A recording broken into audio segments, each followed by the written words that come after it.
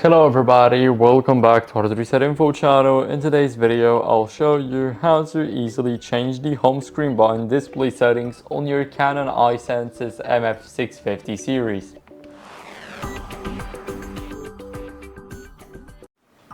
So first, what we want to do is we want to go over to the menu, and here in the menu we want to go over to the preferences.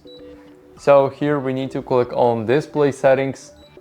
And as you guys can see, here we will have the home screen button display settings. They will be locked. And here we can select button to display. Here we can favorite copy settings, fax settings, or scan settings. So for example, this is not my favorite, so I cannot change it. But here we can change the display order. As you guys can see, we can just click on it.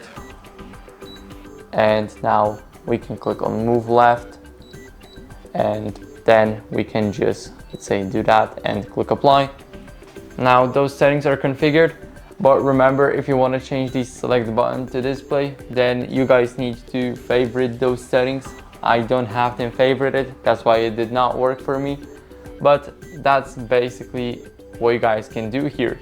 So that's it for the video. I hope it was helpful, and if it was, then leave a like, sub, and a comment, and I'll see you in the next one.